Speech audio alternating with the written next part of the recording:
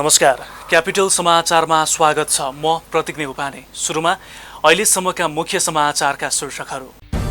Capital टेलिभिजनको औपचारिक प्रसारण आजदेखि सुरु। प्रविधिको उच्चतम प्रयोग गर्दै हेर्ने, सुन्ने र पढ्ने माध्यमलाई एकसाथ अघि बढाउने हाम्रो प्रतिबद्धता। सडकमा दाबी गर्दैमा बहुमत र अल्पमतको टुङ्गो नलाग्ने प्रधानमन्त्री ओलीको टिप्पणी। प्रचण्ड नेपाल समूहले पार्टी कार्यालय कब्जा गर्न आर्थिक अपचलन गरिरहेको आरोप। शुक्रबार नेपालमा थप 426 जनामा कोरोना भाइरसको संक्रमण पुष्टि। 748 जना निको भए, 8 जनाको मृत्यु। फाइजर बायोएनटेकले विकास गरेको कोरोना विरुद्धको खोपको आपतकालीन प्रयोगका लागि WHO को अनुमति। खोप खरिद र अति जरुरी परेका बेला मुलुकमा आपूर्ति गर्न बाटो खुल्यो।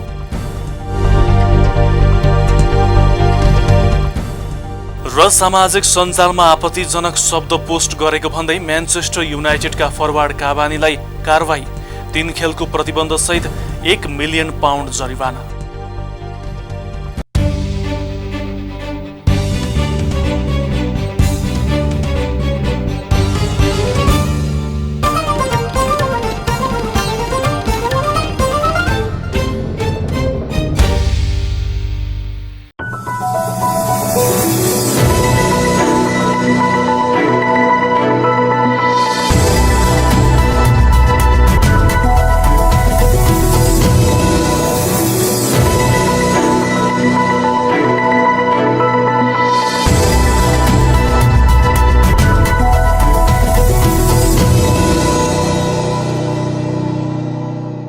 क्यापिटल समाचार अब विस्तारमा। क्यापिटल मिडिया ग्रुप अन्तर्गत 3 महिना अगाडिबाट परीक्षण प्रसारण सुरु गरेको क्यापिटल टेलिभिजनले आजबाट औपचारिक रूपमा प्रसारण सुरु गरेको छ। करिब 15 वर्ष अगाडिबाट प्रसारणमा रहेको क्यापिटल एफएमका साथै पूर्व मोरङ र पश्चिम पोखराबाट रेडियो सारङ्गीको सञ्चालनलाई कायमै राख्दै फेरि अर्को अध्याय सुरु गरिएको ग्रुपका अध्यक्ष प्रकाश बाबु पौडेलले बताउनुभयो।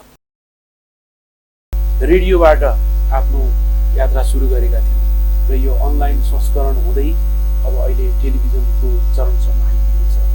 हामीले सधैँ एउटा जिम्मेवार मिडियाको भूमिका निर्वाह गर्यौँ र आगामी दिनहरूमा पनि हामीले एउटा जिम्मेवार मिडियाको रूपमा हामीलाई प्रस्तुत गर्नेछौँ। ग्रुपले क्यापिटल टेलिभिजनलाई देशव्यापी प्रसारणमा लगिसकेको छ। यसका साथै क्यापिटल दैनिक.com, cfmonair.com र क्यापिटल tv.com को निरन्तरता समेत कायमै रहने उहाँले बताउनुभयो। हेर्ने, सुन्ने र पढ्ने सञ्चारका माध्यमलाई एकैपटक अगाडि बढाइएको अध्यक्ष पौडेलको भनाइ छ।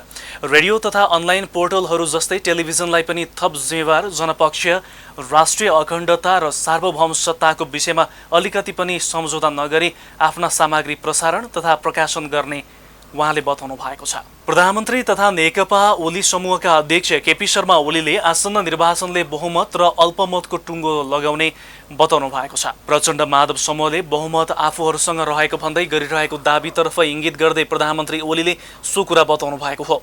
सडकमा दाबी गर्दैमा बहुमत र अल्पमतको टुङ्गो नलाग्ने उहाँको भनाइ थियो। साथै उहाँले प्रचण्ड नेपाल समूहले पार्टीको खाताबाट पैसा गायब गरेको समेत आरोप लगाउनु भएको छ।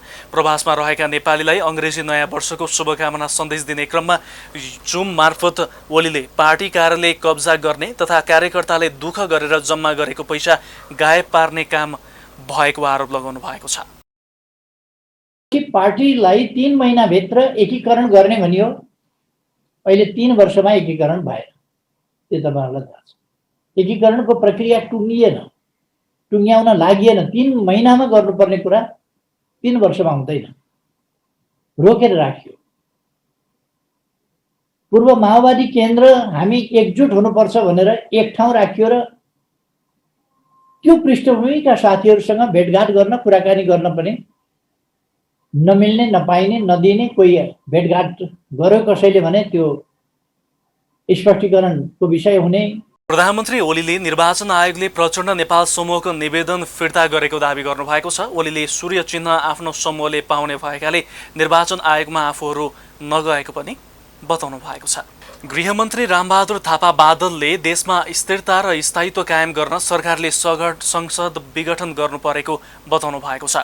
नेपाल कम्युनिस्ट पार्टी नेकपा ओली समूहका नेता समेत रहनुभएका गृहमन्त्री थापाले शुक्रबार नेकपा निकट ललितपुर जिल्ला कमिटीको आयोजनामा ललितपुर महानगरीय बृहत कार्यकर्ता भेलालाई सम्बोधन गर्दै देशमा स्थायित्व ल्याउन सरकारले संसद विघटन गरेको बताउनु भएको हो।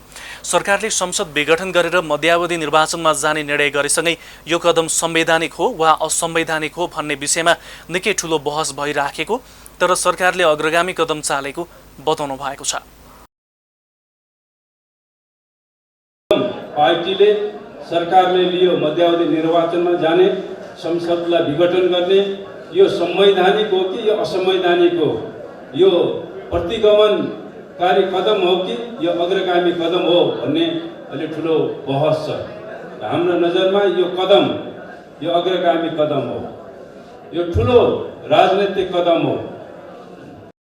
संसद विघटन भएसँगै पार्टीभित्रको एउटा पक्ष संसद पुनर्स्थापनाको माग गर्दै पार्टीबाट अलग भएको समेत बताउनु भयो। तर पहिलाको संसदले स्थायित्व ल्याउन सक्छ या नयाँ संसदले मात्रै स्थायित्व ल्याउन सक्छ भन्ने कुरामा पार्टीलाई एक ढिका गरेर जवाब दिनुपर्ने पनि नेता थापाले बताउनु भएको छ। उहाँले देशमा स्थिरता नचाहने पक्षले संसद पुनर्स्थापनाको माग गर्दै आन्दोलन गरिरहेको पनि बताउनु भएको छ।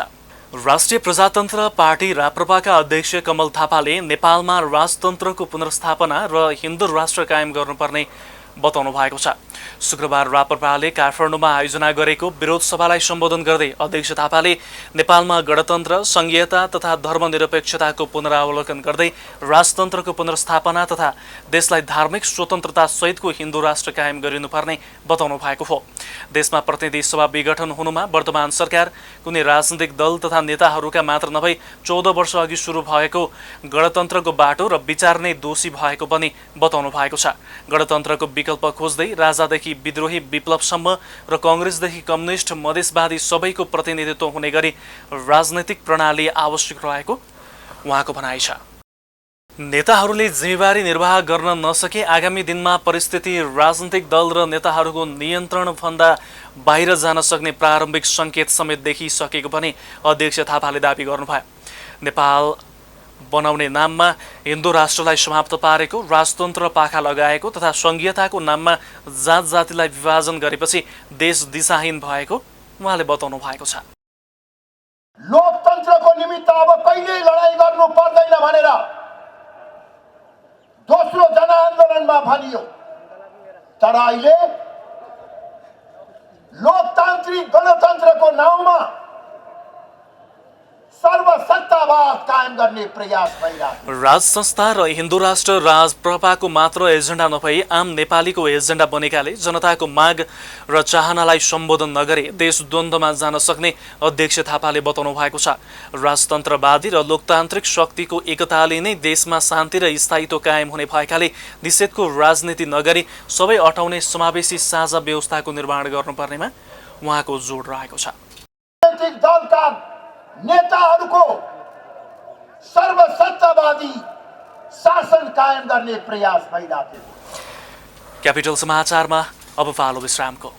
तपाईको परिवेश र बाँकी विश्वका सम्पूर्ण सन्दर्भ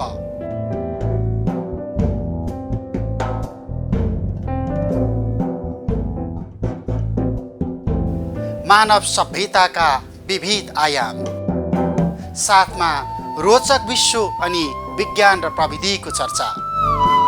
कार्यक्रम गोलार्ध। विश्रामपछि क्यापिटल समाचारमा पुनः स्वागत छ। अब बाँकी समाचार। जनता समाजवादी पार्टी नेपाल र नेपाल कम्युनिस्ट पार्टी एकीकृत मार्क्सवादी पार्टी बीच एकता घोषणा भएको छ। शुक्रबार दुवै पार्टीका शीर्ष नेताहरूको उपस्थितिमा ललितपुरमा एक कार्यक्रम आयोजना गरी दुई पार्टी बीच एकता घोषणा भएको हो। एकता घोषणा कार्यक्रममा बोल्दै नेताहरूले नेपालमा लामो समयदेखि चलिआएको लोकतान्त्रिक आन्दोलनमा श्रमजीवी जनता र उत्पीडित राष्ट्रियता, महिला र शिल्पी समुदायको मुक्ति आन्दोलनलाई एकताले शक्ति प्रदान गर्ने बताएका छन्। कार्यक्रममा बोल्दै जसपा अध्यक्ष महन्त ठाकुरले देशमा भइरहेका विभिन्न विभेदको अन्त्य गर्न र राज्यको सबै निकायहरूमा समान प्रतिनिधित्व गराउन जसपाले सङ्घर्ष गरिरहेको बताउनु भएको छ। आफ्नो जुन विभेदहरू भइरहेको छ त्यसलाई चाहिँ सङ्घर्ष त्यसको लागि चाहिँ त्यो विभेद मेटाउनको लागि, शोषण हटाउनको लागि र समावेशी सबैको सहभागिता होस्, राजको व्यवस्थापनमा सबैले आफ्नो स्थान, आफ्नो योग्यता, क्षमता, समाज गतिशील हुन्छ र आजको समाजको माग के छ कि योग्यता, क्षमता, दक्षताको आधारमा उसले चाहिँ आफ्नो स्थान पाउनुपर्छ र हाम्रो सङ्घर्ष चाहिँ त्यसैको लागि हो। जनता समाजवादी पार्टी नेपालका वरिष्ठ नेता राजेन्द्र महतोले देशमा जुन राजनीतिक प्रणाली आए पनि पछि पारिएका समुदायले शासनमा आफ्नो अनुभूति गर्न पाउन नसकेका कारण विकल्पमा जसपा चाहिएको बताउनु भयो। 7-7वटा संविधान बनेर पनि पुगेन नेपाललाई, नेपाली जनतालाई त्यो 7वटा संविधान बनाए पनि अधिकार पहिचान पाएन, समृद्धि प्रगतिको कुरै छैन। शासन प्रणालीको कुरा गर्नुहुन्छ भने निरङ्कुश राणा शासन हुँदै, निरङ्कुश पञ्चायत काल हुँदै अहिले हामी गणतन्त्रमा आइसक्यौँ। जनता समाजवादी पार्टी नेपालले देशमा राजनैतिक विकल्प दिनको निम्ति विभिन्न सङ्घ सङ्गठन तथा पार्टीलाई एकीकृत गर्ने अभियान जारी राख्ने पनि नेताहरूले बताएका छन्। नेपाल विद्युत प्राधिकरणले लोड सेडिङ गर्नुपर्ने अवस्था नरहेको बताएको छ। शुक्रबार प्राधिकरणका कायम मुकायम कार्यकारी निर्देशक हितेन्द्र देव साक्यले पत्रकार सम्मेलनको आयोजना गरी 3 वर्ष अघि नै लोड सेडिङ अन्त्य भइसकेको र फेरि लोड सेडिङ गर्नुपर्ने अवस्था नआएको बताउनु भयो। केही सञ्चार माध्यममा अघोषित लोड सेडिङ सुरु भएको र विद्युत आपूर्ति व्यवस्थापन गर्न नसकेको भन्ने समाचारहरू प्रकाशित भएकोमा गम्भीर ध्यानाकर्षण भएको पनि साक्यले बताउनु भयो।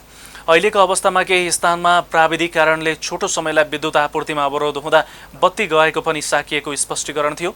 उहाँले अनावश्यक रूपमा बिजुली काट्ने कुनै काम नभएको र प्राविधिक कारणले बिजुली काटिँदा लोड सेडिङ भन्न नमिल्ने पनि बताउनु भएको छ।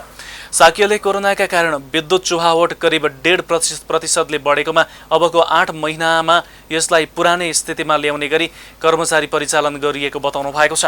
यस वर्ष 14.5%मा चुहावट छाड्ने लक्ष्य लिए पनि गत वर्षको 15.24% को हाराहारीमा कायम गर्न सक्षम हुने गरी काम भइराखेको उहाँले बताउनु भएको। शुक्रबार थप 426 जनामा कोरोना भाइरसको संक्रमण पुष्टि भएको छ।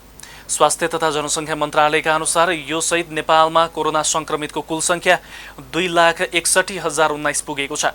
गत 24 घण्टामा 5,225 स्वाब नमुना परीक्षण गरिएकोमा 426 जनामा कोरोना भाइरसको संक्रमण देखिएको हो। यस्तै शुक्रबार थप 748 जना कोरोना मुक्त भएका छन्। यो सहित हालसम्म कोरोना जित्नेको सङ्ख्या 2,53,107 पुगेको स्वास्थ्य मन्त्रालयले जनाएको छ। देशभर सक्रिय संक्रमितको सङ्ख्या भने 1,048 रहेको छ। अहिलेसम्म कोरोनाबाट मृत्यु हुनेको सङ्ख्या 1864 पुगेको मन्त्रालयले जनाएको छ। शुक्रबार कोरोनाबाट थप 8 जनाको मृत्यु भएको छ। यस्तै अहिले 367 जना क्वारेन्टिन र 6,048 जना आइसोलेसनमा रहेको मन्त्रालयले जनाएको छ। राष्ट्रिय सभाका 1 जना सदस्यका साथै 5 जना कर्मचारीमा कोरोना भाइरसको संक्रमण पुष्टि भएको छ। सदन सञ्चालन गर्नु पूर्व बिहिबार 41 जना सांसद सहित 97 जनाको स्वाब सङ्कलन गरिएकोमा 6 जनामा संक्रमण पुष्टि भएको सङ्घीय संसद सचिवालयले जनाएको छ। 1 जना सदस्यमा कोरोना देखिए पनि राष्ट्रिय सभा बैठक भने बसेको छ र सचिवालयका सूचना अधिकारी दशरथ धमलाका अनुसार संक्रमण पुष्टि भएका सांसद सहित कर्मचारीहरूलाई भने बैठकमा उपस्थितिका साथै नियमित कार्यमा रोक लगाइएको छ। क्यापिटल समाचारमा पुनः एकैछिन विश्राम। प्रश्न सटीक, सफा जवाब, एउटा सिधापनको खोज, सीधा कुरा।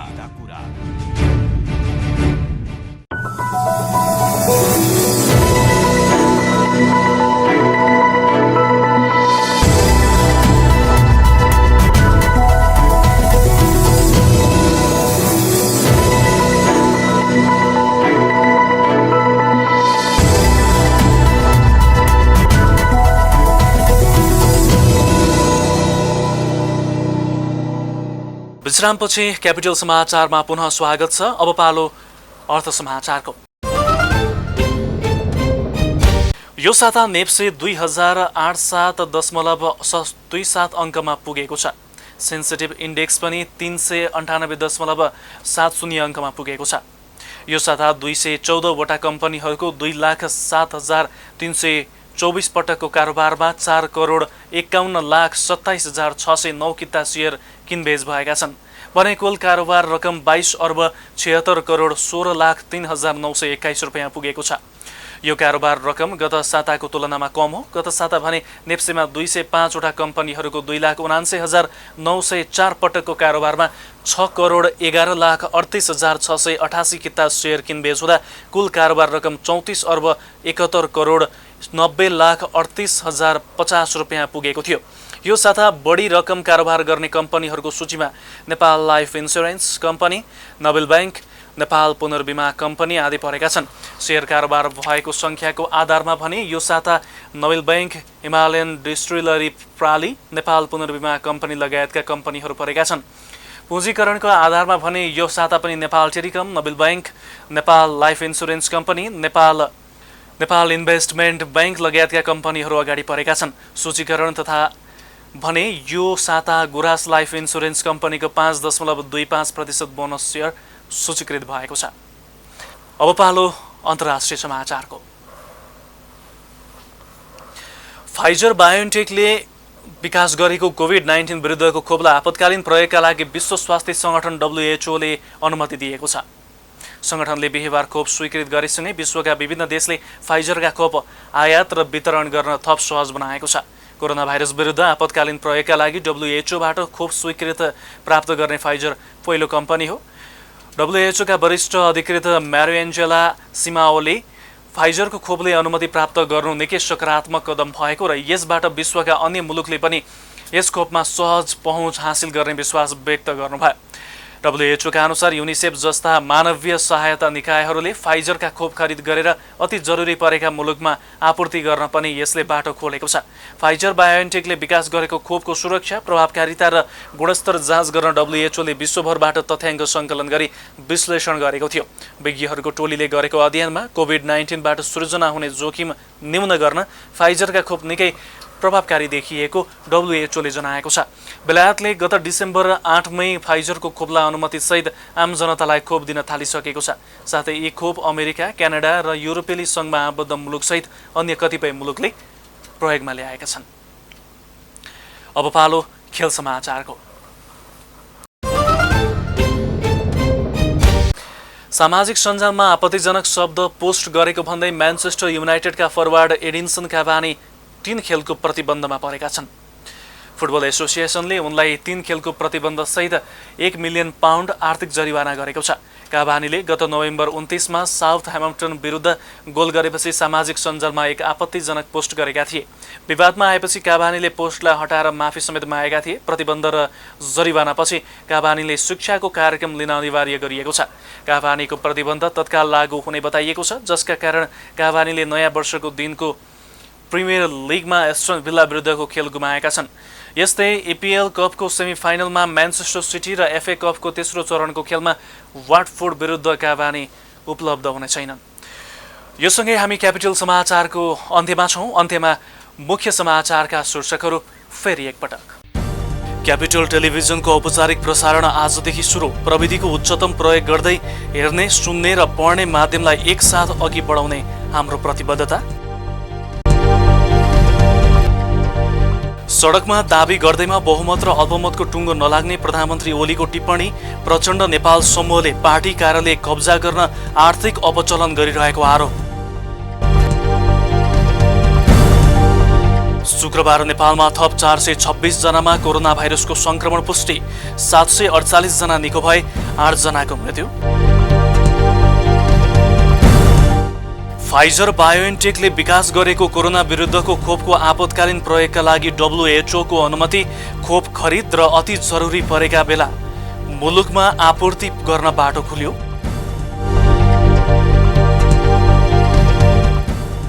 र सामाजिक सञ्जालमा आपत्तिजनक शब्द पोस्ट गरेको भन्दै म्यान्चेस्टर युनाइटेडका फरवार्ड काभानीलाई कारवाही। 3 खेलको प्रतिबन्धसहित 1 मिलियन पाउन्ड जरिवाना। हौस् त क्यापिटल समाचार अहिलेलाई सकियो। सूचना, मनोरञ्जन र ताजा समाचारका लागि क्यापिटल टिभी हेर्दै गर्नुहोला। नमस्कार।